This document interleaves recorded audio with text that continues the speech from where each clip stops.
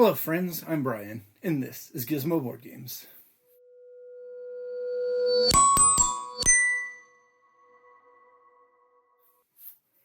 And here we are with the end of 2025. So I want to take a look back at all those new to me games that I played last year as we enter the new year. Last year, I put out mostly monthly first impression videos that discussed all the new to me plays. And in the mid-year, I put out my top 10 at that time. And now I'm going to wrap it up with my top 20. So before I get into the actual list, and I want to try to keep this short because I've still got this stuff going on, but I'm good enough to put this video together and keep on rolling, so that's what we're going to do. Before I start, I do want to say that from my top 10 into this top 20, nothing fell out. So everything I had in my top 10 at the middle point of the year is still in my top 20. There was some movement around, restructuring of things. We did that, and I'll get into that a little bit. But nothing fell off, so there are no honorable mentions that were on the list before and then got pushed out. And part of that is because I didn't play that many newer games in the second half of the year. I played 45 total unique new to me games, not counting expansions and stuff. At the midpoint, I had 29 games, and I'm up to 45. So that means only 16 new ones since June. So 6 months, 16 new ones. Was that like 3 a month at best?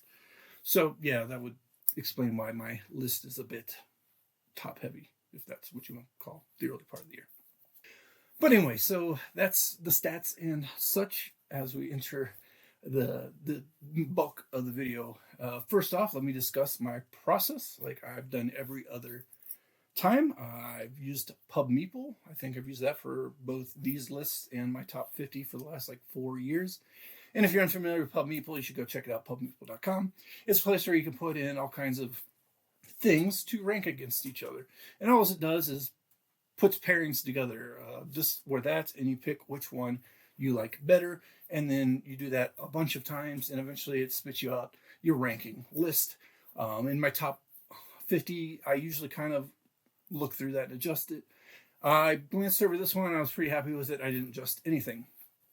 And my approach to it was, if somebody came to me and said, which of these two games do you want to play right now? No other stipulations, no thought of player counts, no thought of anything else.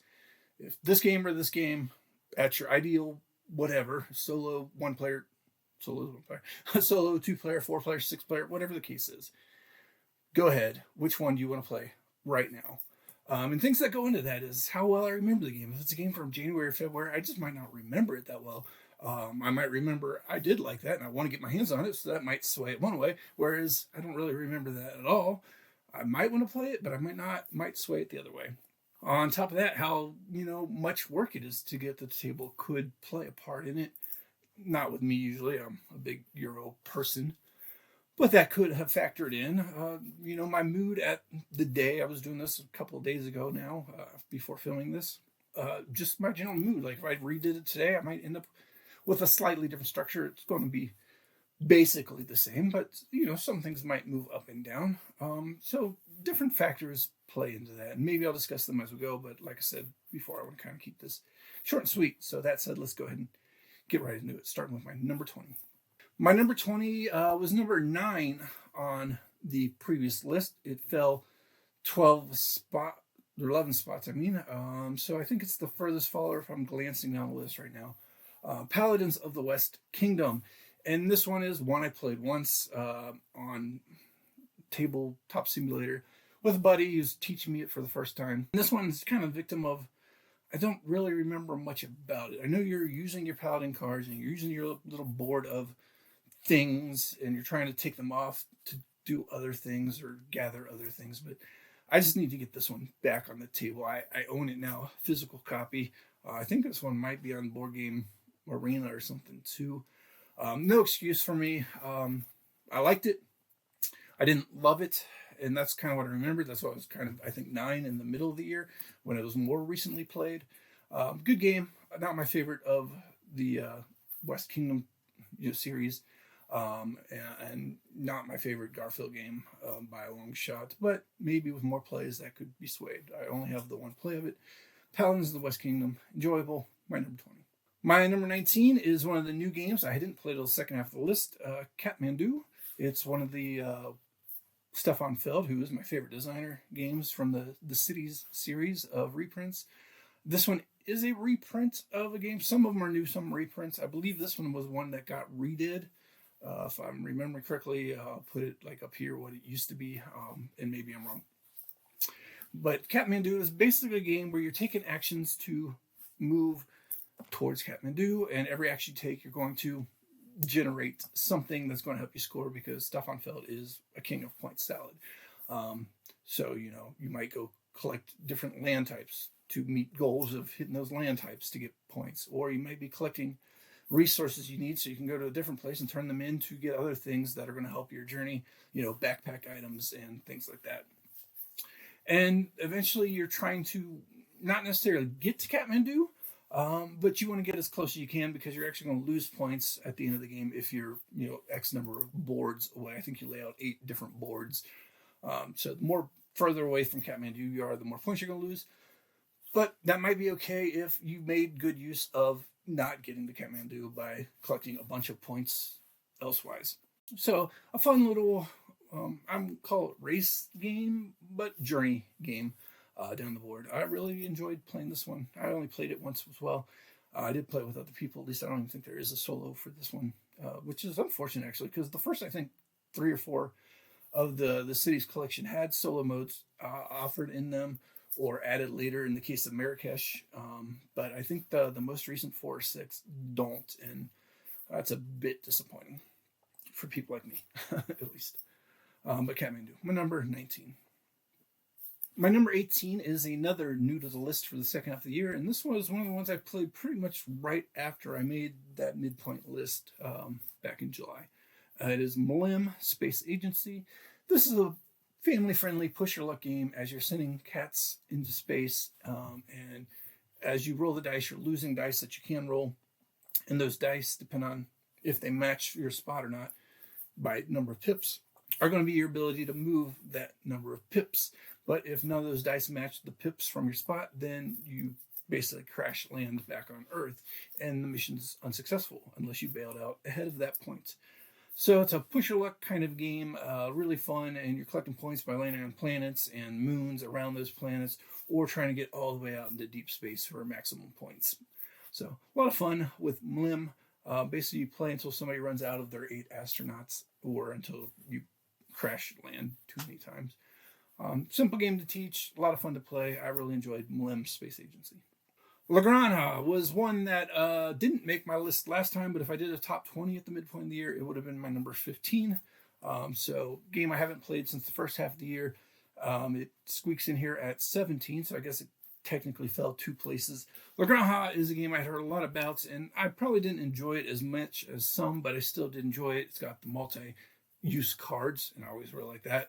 Depending on where you stick them on your board, they're going to do different things for you as you're trying to build up kind of your area. I don't know if it's your La Granja. I don't know. Whatever.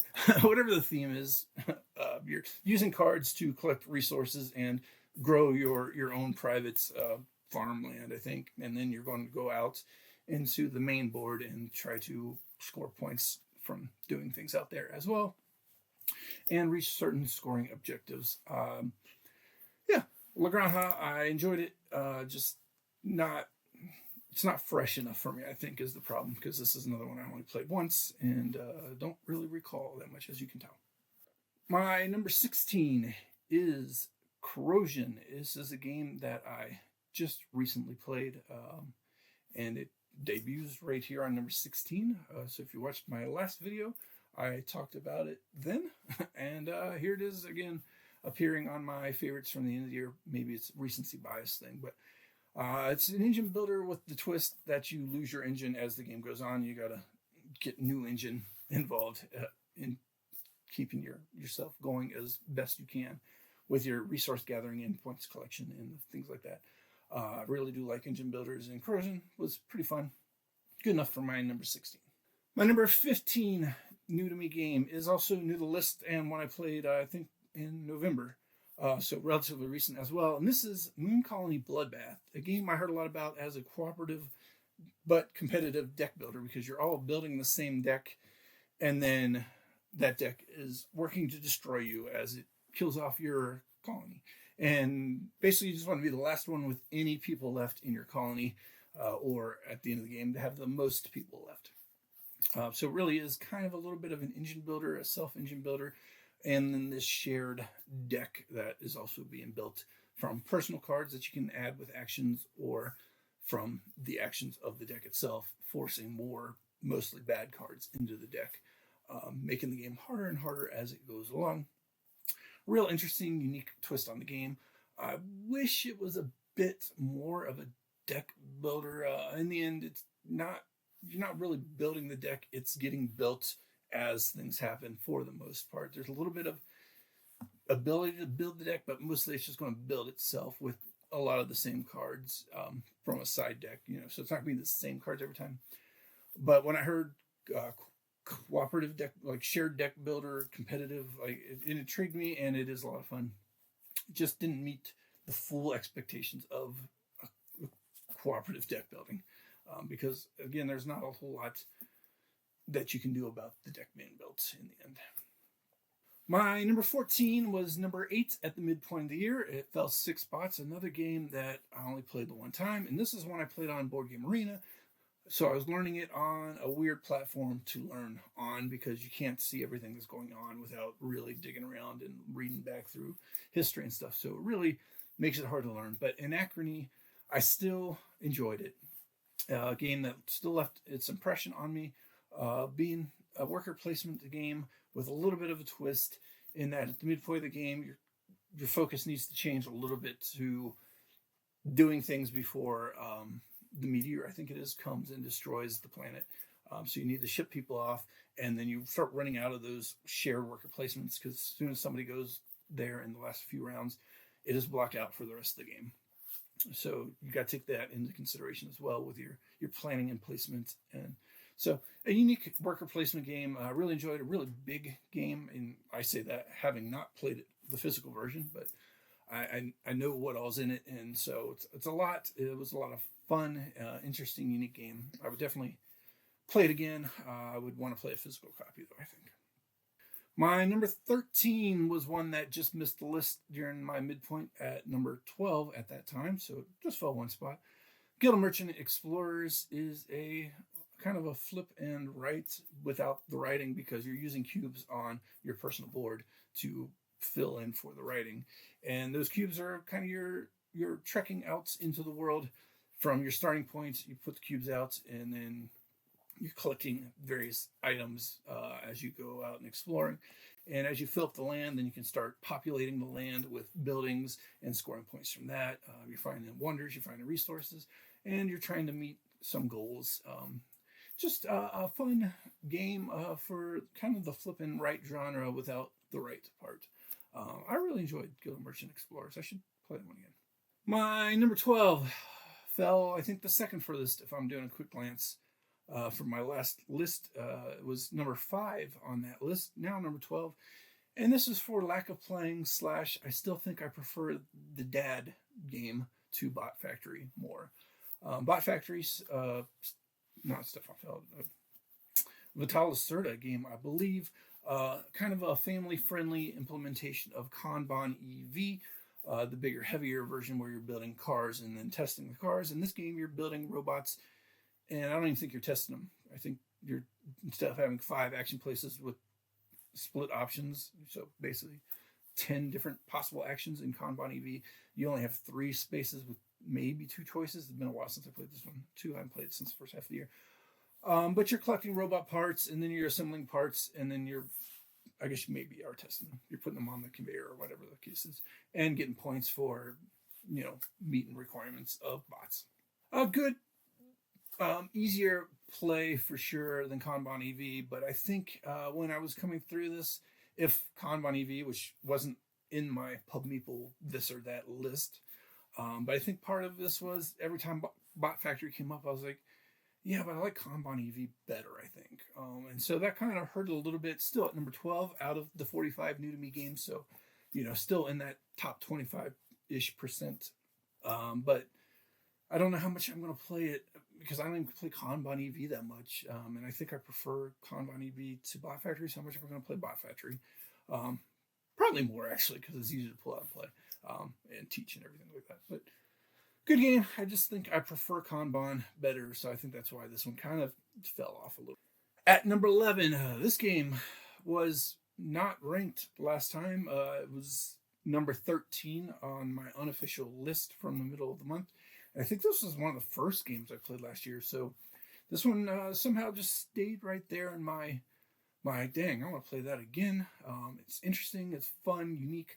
I almost backed the second version, the reprint, the expansion, standalone of Fromage is what the game is.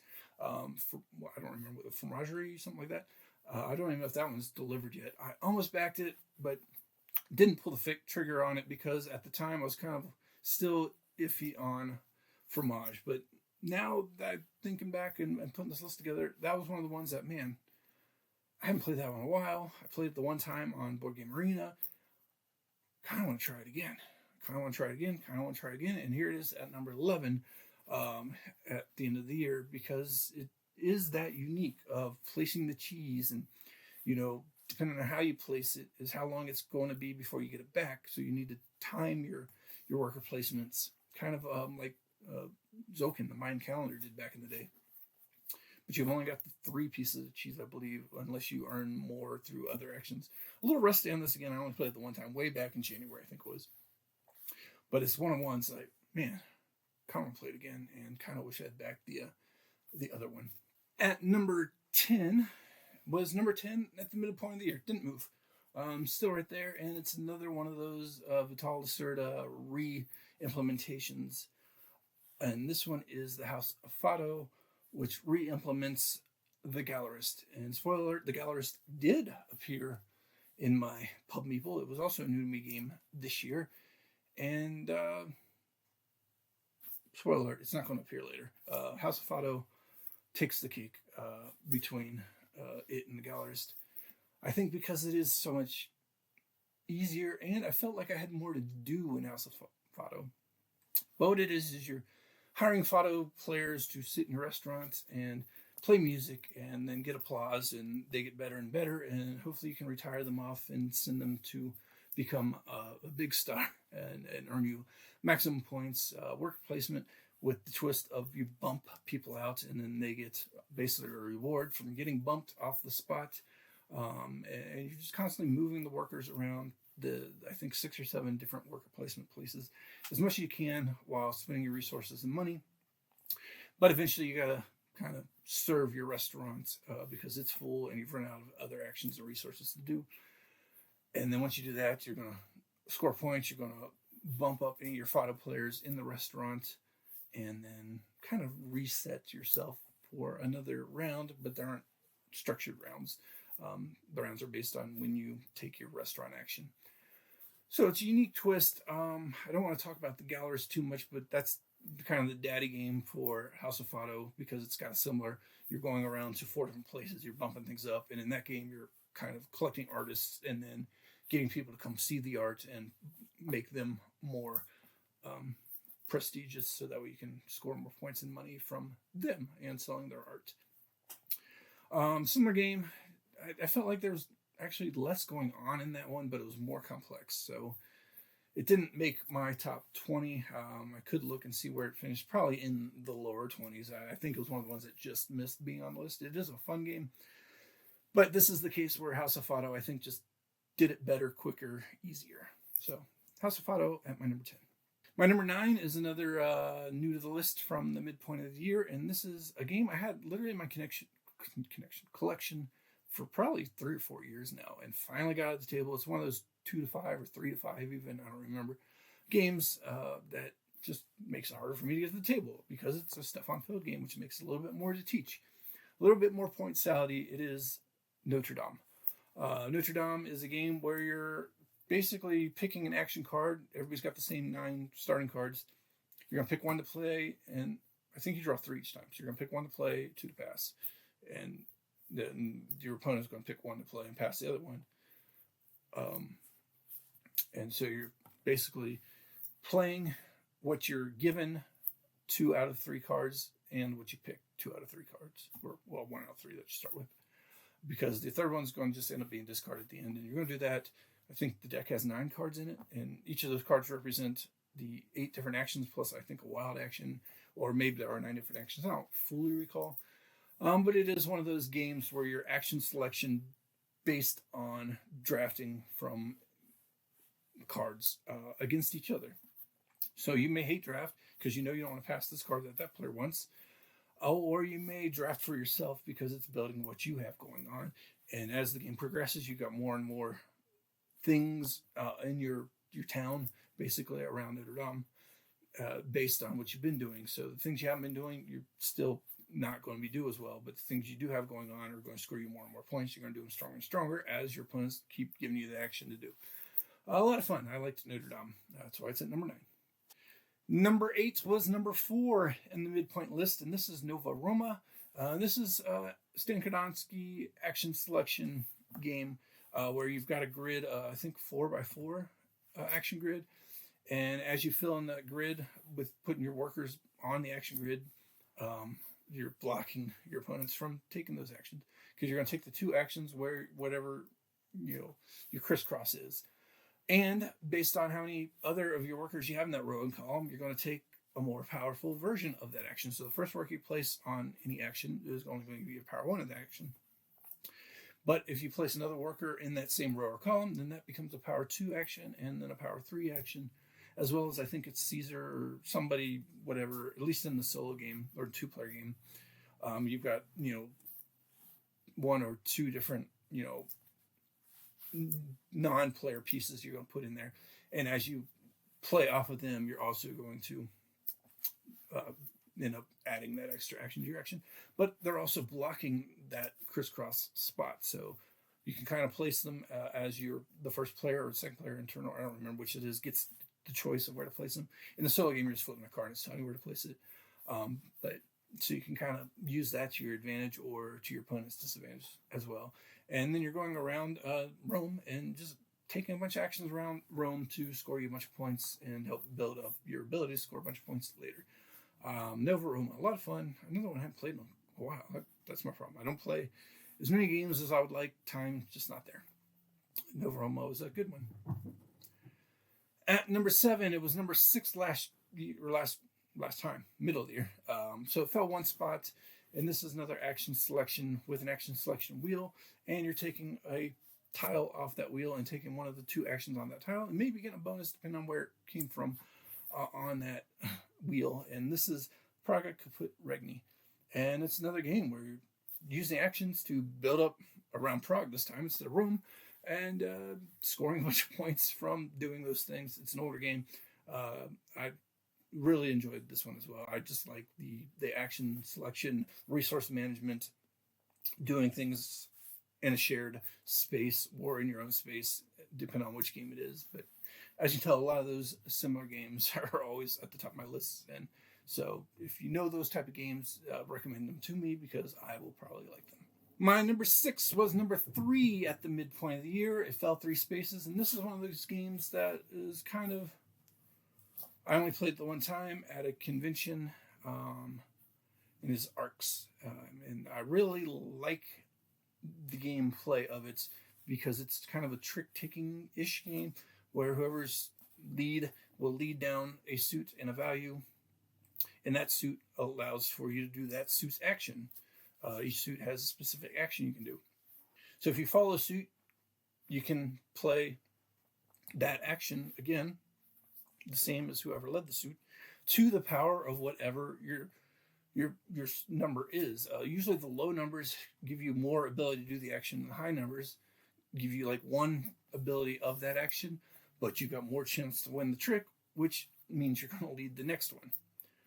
If you can't follow the suit or just choose not to, you can throw off and do the action of whatever suit you played, or I think any other action, it might be even when you throw off, but you only can do the power of 1 of that action, and you're not going to win the trick. So it's a neat little twist on it, and the main point of the board, or the game, is you're going around in space and trying to basically take over different planets and generate the resources from those planets and fight off everybody else who's trying to do the same thing. So it's a little bit of building resources and not an army, an air force, space force, and then using that to go and win zones and collect the things that those zones are produced to meet various goals and objectives that are laid out. So Arcs was a lot of fun. Not necessarily my style of game, though. I think is why it fell just a little bit, but still at number 6 because of how unique it was. Number 5 was number 7 at the midpoint of the year, and this one is along with Fromage, which technically rose 2 spots. This one also rose 2 spots. This is also one I played on Board Game Arena way back at the beginning of the year. It's Let's Go to Japan. And this is another one of those games where, even though I didn't play it in person, it is a game where you have a hand. I think you get 2 cards, or maybe it's more. I don't remember. And you're going to pick one and pass, basically. And the one you pick, you're going to put into your week-long itinerary as you visit Japan. And I think each day of the itinerary can hold 3 or maybe it's 4 of those cards. So you're going to keep playing until everybody's got X number of cards on each day of the week is what it represents. And what those cards are going to do is they're going to represent you visiting Tokyo and Kyoto on a week-long trip. So you kind of want to keep your itinerary clumped together as best you can because you don't want to go from Tokyo to Kyoto to Tokyo to Kyoto to Tokyo to Kyoto because you're wasting time traveling, and then you need to basically spend travel time, tokens, whatever, to do that. And it's a little bit of an engine builder because as you're doing those things, you're collecting resources, and then you use those resources to score points later in the week or go up the tracks, I think it is, and score based on how you do that. But again, you want to build in a way that lets you not waste resources that are the time traveling between the 2 cities. I really just like that kind of mechanism, tableau building, engine building mechanism with the pass, the hand drafting, basically. A lot of unique things that I like in a relatively family-friendly game of Let's Go to Japan. Definitely one I want to check out again. My number 4 is the last, or second to last, I should say, new to the list game. Basically a game I didn't play till the second half of the year. And this is Millennia Tracks of Time. Very new game from Karma Games that is a civilization building, tableau building, resource-ish generating game that goes through some stages. First stage, you're basically placing worker, I guess for lack of a better term, discs out, and then you're drafting cards.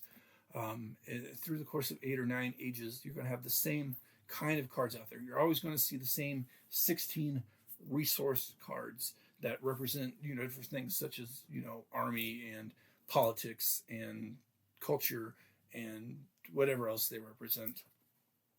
And some of those cards are going to have the same kind of benefits in that, like, they might give you extra money, or they might unlock different abilities to do things because you have that type of card. And the rest of them are just going to be general use cards. The unique twist about this is they've got 1, 2, or 3 different ages they last through, depending on what they are. And then they go away.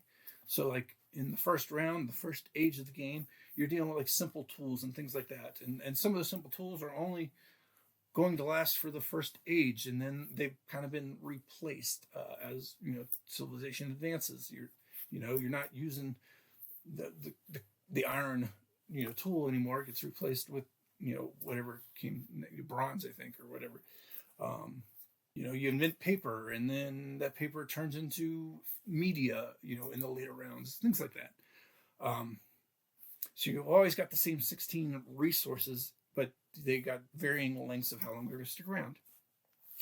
Once you draft those, then basically you're going to be able to purchase wonders to add, which are going to give you in-the-game scoring or different benefits for however long they might last, and buildings that also you can build and then lose as well.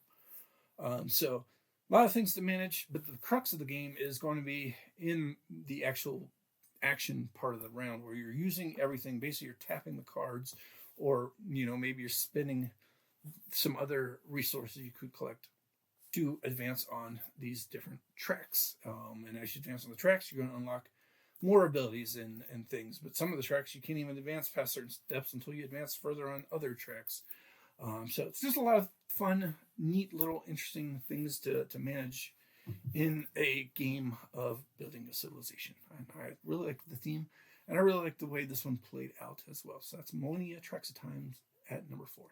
And number 3 is the last of the new games on the list from the games I played in the second half of the year. And this is SETI, Search for Extraterrestrial Intelligence. Also my most recent play, so maybe just got the most bias on it, but not biased enough to jump up past number 2 and number 1. SETI is a game where you're going out and you're sending out signals and probes and things around space and a revolving board. And as you go out and send those probes onto planets, you're scoring points and abilities, and you're also collecting information about extraterrestrial activity in space. And as you do those things, you're going to actually unlock 2 alien species as the game progresses. And those things are going to add different little tweaks into the game based on which aliens you discover from the stack of 5 in the original game, but they're already putting out expansion that's going to introduce even more aliens. And while those things are going to not change the game a whole lot, they will add another strategy structure to the game as you can advance on those boards and do those things that those aliens want to varying degrees of what they add to the game. So a lot of fun, unique game, heavy Euro, heavy point collecting, resource card management, tight action selection, all the things I like in a good Euro SETI offers. So that's why it's my number 3 new to me game. And maybe if I played it more, I think I didn't want the recency bias to sway me too much. And that's kind of what fell 3. I think if this one came in the middle of the year and I played it more and played the top 2 a little bit more around it, it could be number 1. These top 3 I think are pretty interchangeable. So let's get to my number 2, which was number 2 at the midpoint of the year. No change here. Great Western Trail, Argentina. I just like the Pfister is the designer style of game, where it's basically you can take actions as slowly or as quickly as you want, but you're going to want to take them quickly because it's always going to be a race to do as much as you can as quick as you can. You're moving up Argentina board. In this case, it's a reimplementation of Great Western Trail, a classic game that's been reimplemented a good amount of times now. I think it's on its 4th or 5th at this point, but they're all pretty similar, where you're moving your worker from building to building basically and taking the action of that building, collecting, in this case it's a sheep, and then using those sheep. Is it sheep in Argentina? I might be confusing them already. It's been a while since I played this one. And then like you collect them, and then depending on the value of them, when you get to the end of the board, you're going to send them off and score points based on how much you could sell them for.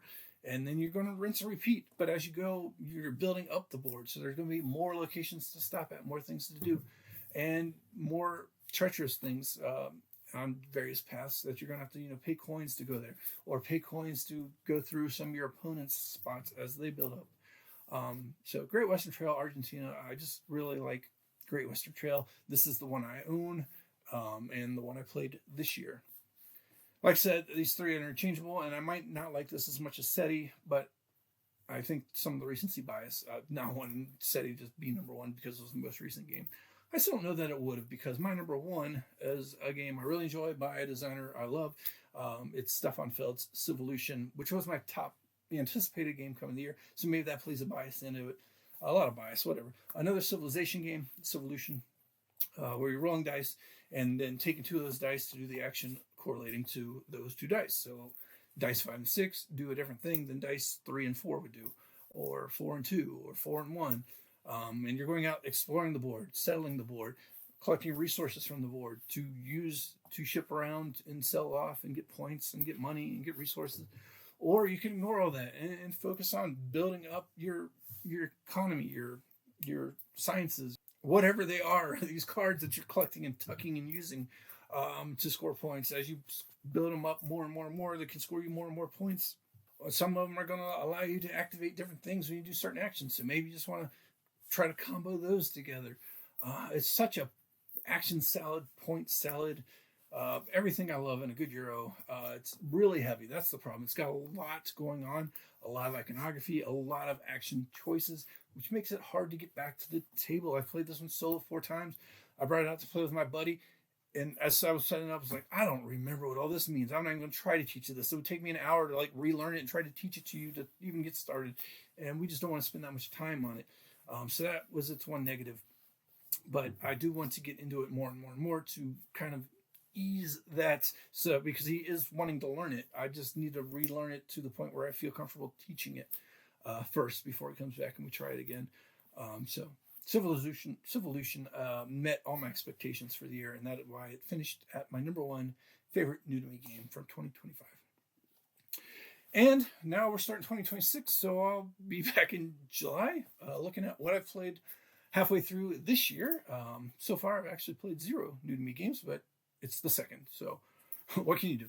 I look forward to see you there. Comment below what you played. What was your favorite new to me games? Let me know, as I mentioned before, I think when I was talking about Millennia or Praga, or I don't even remember when. Those similar style of resource management type games that I might want to check out, and I haven't yet. If you checked out my top 50, I'll be releasing that again in February. You may see what I've already played versus what I might not have yet. Let me know in the comments below. Thumbs up if you like this video, and of course subscribe to see more from me as I try to bring out weekly videos as much as I can while my body lets me. Check out my December video for that update, and hopefully things are better on your end. They feel-ish better on my end. I look forward to seeing you in the next one.